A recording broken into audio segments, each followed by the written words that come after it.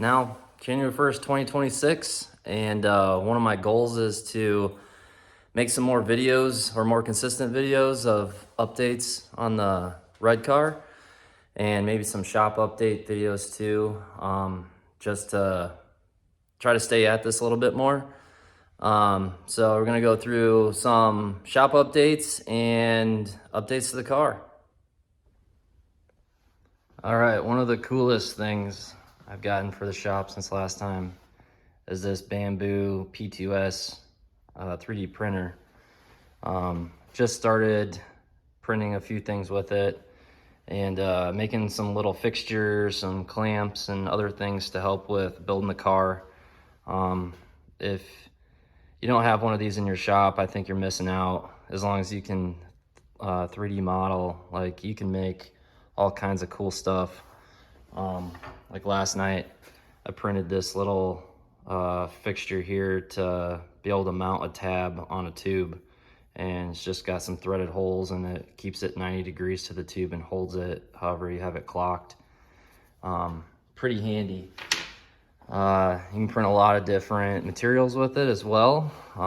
So hopefully I can expand my skills with that and make some cool stuff. Some cool parts that I recently got for the car is this stuff from Mark Williams. These are 40 spline gun drilled axles, and they look super heavy duty, and they look heavy, but they're not, because they're gun drilled all the way through the inside. And then they have the lightweight flange on them.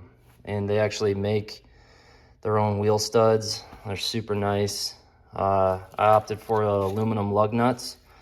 They have the built-in washers, so the washers never fall off, so you don't have to worry about keeping track of those. As long as you got all your lug nuts, you got all the washers, which is pretty cool, and they're super lightweight as well. But the best part is this third member. I mean, it's a work of art. Like aluminum yoke. It's even got an aluminum spool in it. Like, man, it's super nice. They're still pretty heavy, considering they still weigh like 62 pounds or something like that. I guess I could weigh it, but definitely lighter than cast iron and a steel spool, that's for sure, but about as lightweight as you can get. This has a 9.5-inch ring gear, and it's a 350 gear. It's the same as what I had in my old rear end, so it should work well, and still be able to run pretty high mile an hour, as long as I got enough horsepower. But if I have to change gearing, I have to change gearing.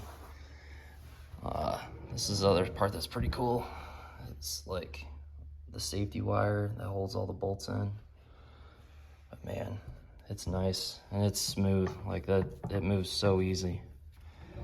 Really cool stuff. I'm really happy with that.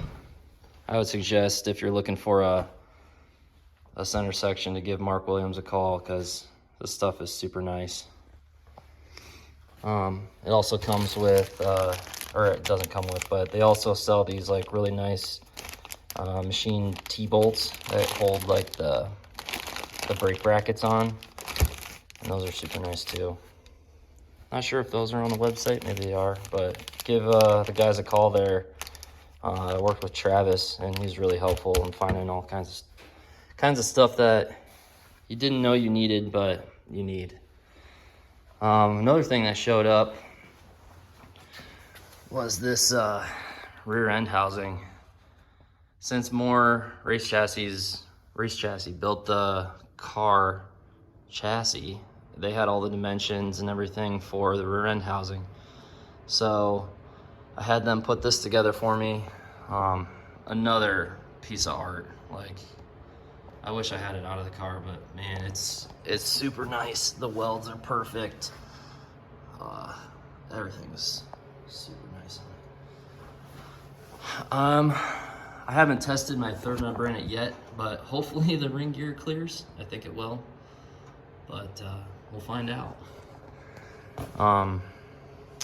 Still working on, or I got this rear end centered in the car now, and it's kind of janky how I had to mock it up, but I got it centered and measured for my 4-link bars. I cut them. I just have those tacked. I'm gonna wait to weld those off until I figure out like what my instant center needs to be and get the ride height like kind of dialed in, and because those are a little more finicky on length than I thought. And you want to be able to keep enough thread engagement on your heims. So I'll have to figure that out a little more before I finalize those, because that stuff's really not that cheap. I thought it was, but it's not. Then also got some billet shock mount brackets from Mark Williams. Those are pretty cool. Still don't have rear shocks yet, but I'm just gonna mock up some 1-inch tubing to square tubing to get the ride height and stuff before I buy those. Those will probably be like one of the last things I get, just to weigh the car and stuff and get the right springs. Oh, another thing is I got one wheel tub fitted in here. I got it pretty good. There's a little gap, but I ended up getting some Tim McAmis 40-inch wheel tubs, carbon fiber, of course, and those are really scary to cut, but I think I got this one pretty good. It's level in the car. I can still use the, hopefully use the strut mount for the rear hatch. There's no need for it to really go any higher than that. And I ended up getting this big a tub just in case I wanted to run bigger tires someday. Might as well. I'm still working on fitting this other side. I made a cardboard template, and I'm having some trouble here with the fuel door. It runs right into the wheel tub. Most people just weld a plate on here and block all this off and do body work. But I really didn't want to get that involved with body work on this thing, but I might have to. So I'm trying to figure out how to go about that. If anybody has any ideas or has done this before, let me know. But I kind of had the dream that I wanted the stock, or not stock, but the street fuel tank to be under the car in the back. That way I didn't have to have a firewall and stuff back here because it's a hatchback. And then be able to pull up to the gas pump and just pump gas in like normal. And I thought that would be really cool, but I don't know how I'm gonna accomplish that. I might have to 3D print something that either goes this way or this way for the line, but the fuel door is actually held on by this plastic part, so I can't just mount just the door to the body very easily without making something. But yeah, that's a little update on the back of the car. Also, I got the doors hung, sort of, so I can line up my front end, but we'll get to that in a little bit. But inside the car, I just got like the shifter sitting in there. Started making some cardboard templates for all the carbon panels that are gonna go inside of here. And then get all my Zeus tabs and scalp strips welded on. I actually put my foot through the cardboard the other day. But I got some templates made for the bottom. All the Zeus, or all the scalp strips are welded on the bottom of the car. So that was a nightmare, but I'm glad I got it done. Another cool part I got for this thing is this window net mount. It's from Hammer Concepts, and it's, I think, the most user-friendly one that I've found, and easiest to install anyways.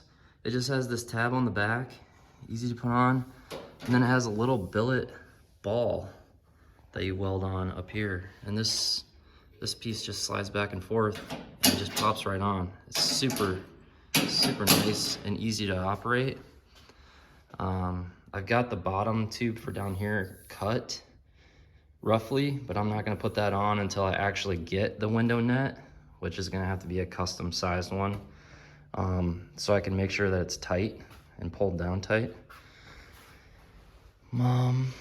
Let's see. Oh, I forgot in the back. I got this Wishbone, another Hammer Concepts kit.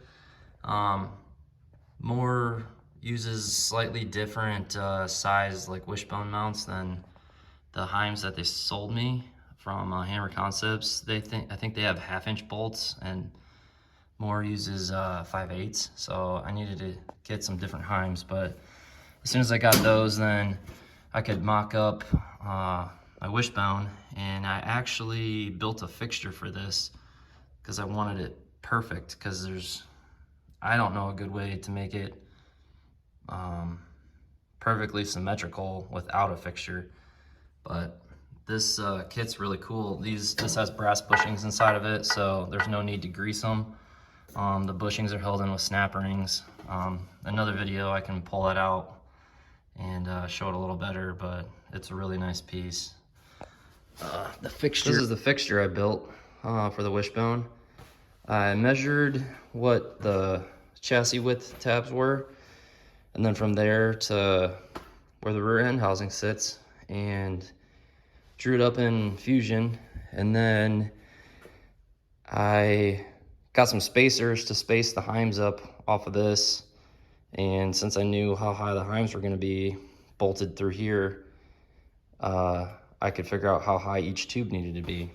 And then I drew up all these tabs and used slot and tab method. So the plate in the bottom has a slot in it. The little fixture tube deal has a tab on it. Then you just use a square and set it up and put tack them all together. And then you just start notching tubes until they fit. And since I had it all modeled, then I could figure out what the proper angles were to set the notcher and make everything perfect. And it went together really nice. And I ended up having to only screw out one of those Heims on the inside, like half a turn. And then the rear end was centered on the jig within a 32nd of an inch, which is pretty damn good if you ask me. All right, another cool gadget deal I built for this car is a removable passenger seat. This took me a long time to figure out how I was actually gonna make this happen. But I had this idea in my head that I wanted to be able to pull the seat out quickly to be able to get in the car and get up under the dash, or just remove weight from the car. And I wanted all the seat belts to be removable at the same time, since this car, I mean, it's a drag and drive car, so I have to have passenger belts. So what I came up with is the seat mount here. There's just these hooks on the chassis, and then there's the only other tabs are back here on the chassis. And the way it works is there's a 1-inch support tube underneath this, goes across the bottom of the seat. These brackets hold the seat to that bar, and then the seat belt bolts to those. So that all comes out with the seat. And then back here, sorry, sun's shining, the pin goes through all the way through both sides, and there's another tube that the belts wrap around. So the belts are actually attached to the car via the pin. So that's super strong. And then as soon as you pull this pin out, the seat will rock ahead. Actually, it slides back and then rocks ahead after you slide it out of those bottom tabs, and the whole thing comes out. I'll insert a little clip here of getting the seat in and out so you get an idea how it works. But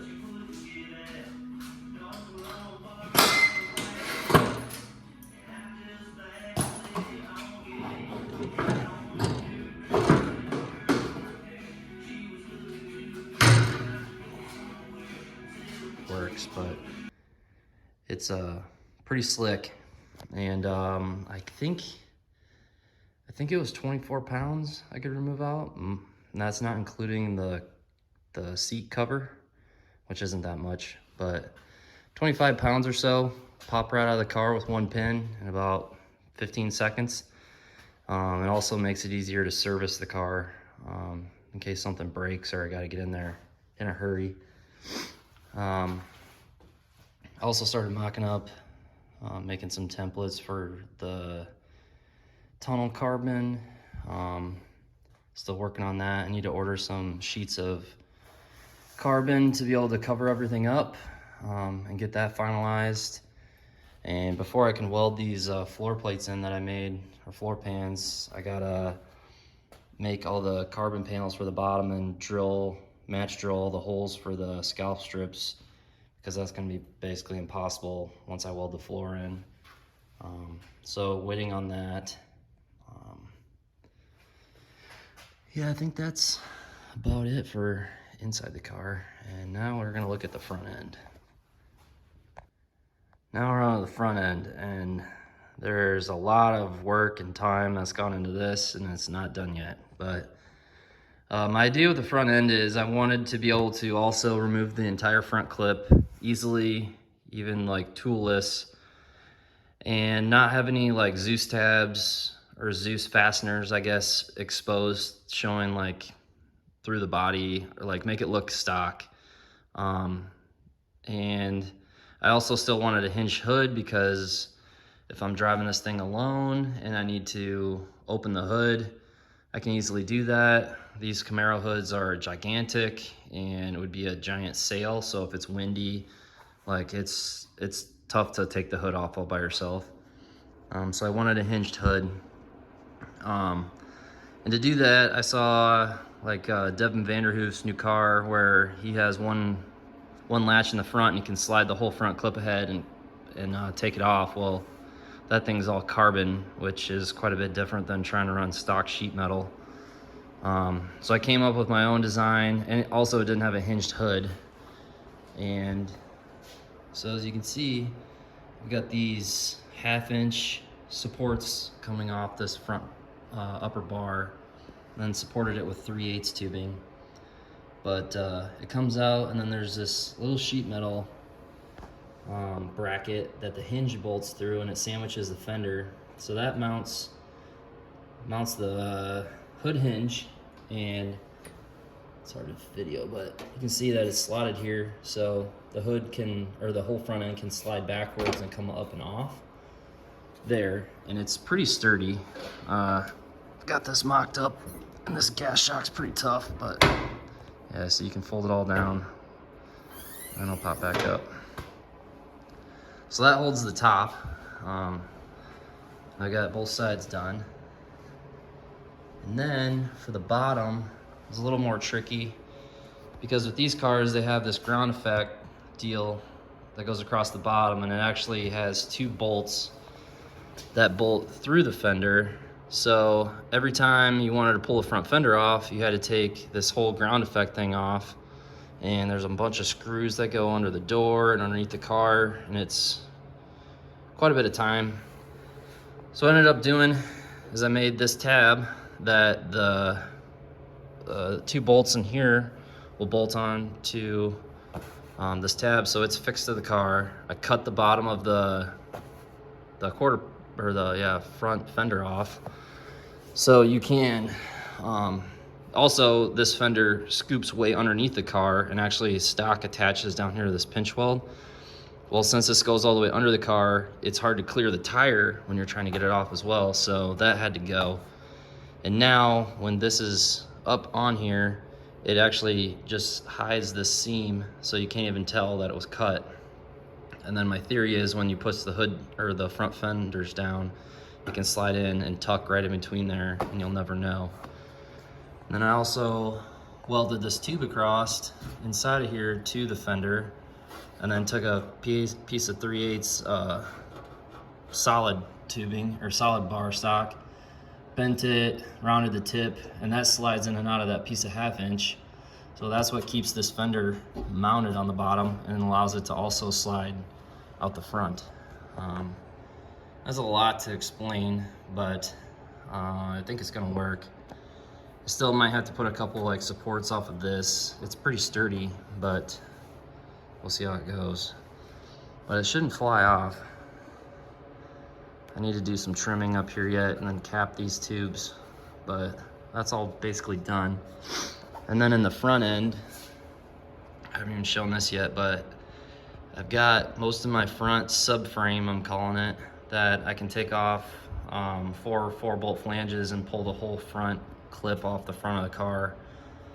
And that's so I can make different configurations, whether I want like single turbo, twin turbo, full race mode with no radiator or a really tiny radiator, and just make the car like more universal, I guess, without having to cut a bunch of stuff off. So the turbo mounts to that front subframe, the radiator, this is the ice tank. There's gonna be a fuel cell over there for the race fuel tank. And I also I still have to build the front tree to hold the whole front end on, but you can see down in there that a little aluminum piece. I still might have to make that out of steel, but that's where the front tree will slide on. And then I'll just basically need to make a latch that keeps this front end attached to the front of the car. And then it can't lift off, can't go anywhere until that latch comes off and the whole thing slides forward, I think an inch, and then it can be lifted off, hood and everything. So took a lot of time to try to figure that out, but I think it's gonna work.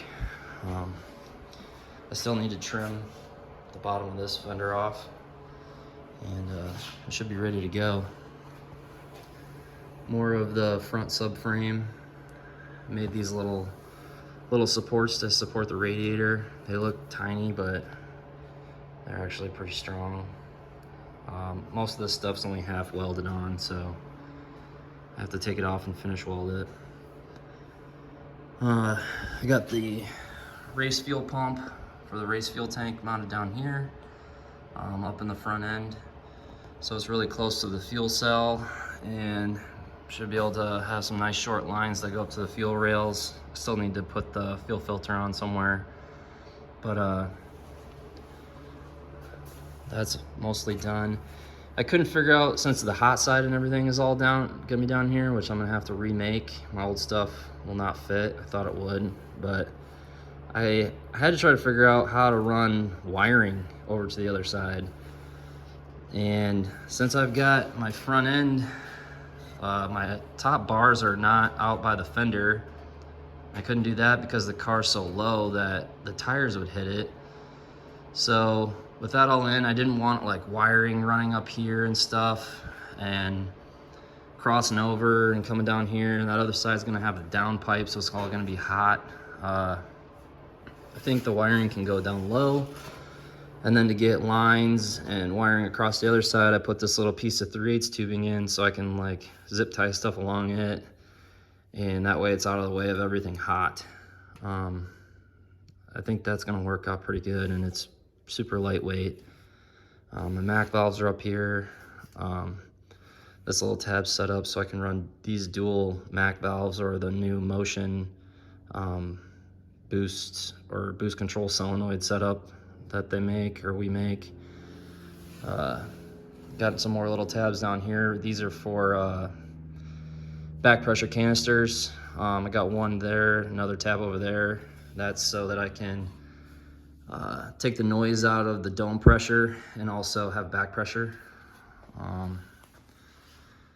But yeah, I'm gonna have to build some new headers, which is gonna be real fun. But there's a whole series of things that has to happen before that. Like I need to put the steering shaft in. But before I put the steering shaft in, I need to have a dash. And then, so I'm kind of waiting. I need to order a dash for it, get the dash in, get the steering column set, and then I can proceed with a lot of other stuff in the front. But, oh yeah, that little 3D printed tab, or piece I showed at the beginning of the video, that was to mount this tab.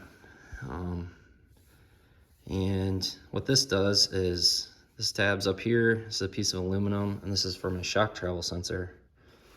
And I wanted the sensor to be lined up with the actual strut as close as possible, so that it gives the most accurate reading on how much the shock's traveling. I think I need to shorten this aluminum piece up like a 1/2 inch or so to get a little bit more shaft showing here. But I think that's pretty slick.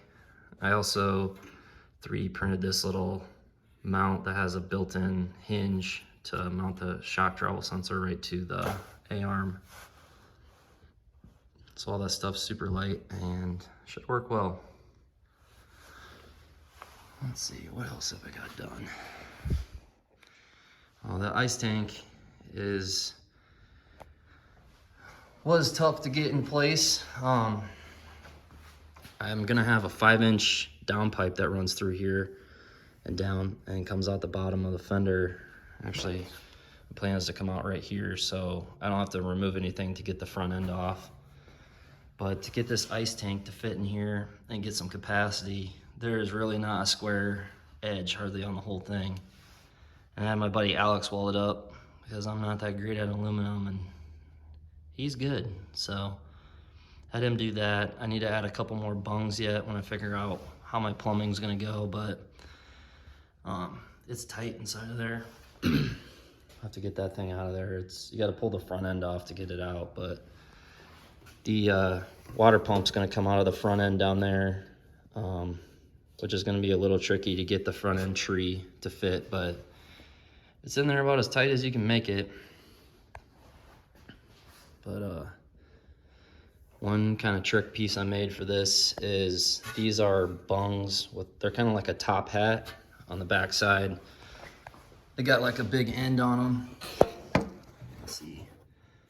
But they're threaded bungs. I didn't want to have bungs like just sticking way out and losing space, kind of like this bung is on the radiator. So I recessed them inside so they're sealed. As long as the weld's sealed, they're sealed. And then I can screw in these rubber isolators that have a stud on one side, screw right into the tank, and then my tab bolts right to that. And I need to run a bar, a little piece of tubing across here and down to mount the tank. It's just sitting in there, but I can show that when it gets all done. But fuel tank for the race fuel is going to be similar on the other side. I'm just waiting on machining a couple parts for that and I can get that cut out and weld it up. But yeah, it's coming along.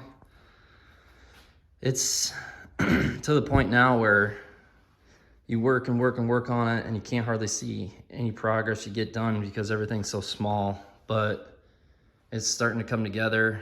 I've got a whole list of items I need to cross off the list before it actually runs and drives, but slowly working there. I got a baby boy that takes up a lot of time now, also with a 3-year-old.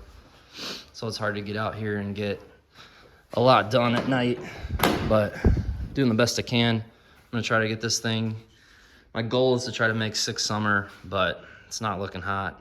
But at least get it running in 2026 and then be ready for full season of 2027, hopefully. But there's a lot of stuff I still need to come up with yet, like parachute mounts and whether to make a dual chute or a single chute. Just a lot of stuff. And then figure out what I'm gonna do for pedals and the tunnel cover and a lot of stuff, but we're getting there. All right, well, I think I'm gonna wrap the video up there. As of today, I've got 355 subscribers. I'm gonna see if I can get it to 400. So if you like what you see, hit the subscribe button. Give me a thumbs up. That way more people see it and it gives me more motivation to keep going. I think this thing is gonna turn out pretty sweet. That White Tin Soldiers 3rd gen that was at PRI, man, I wish I could see it in person, but that's the goal. Have something like that. Sits nice, looks fast, even if it's not, but it should be pretty fast. So yeah, follow along for more, and I'll see you guys later.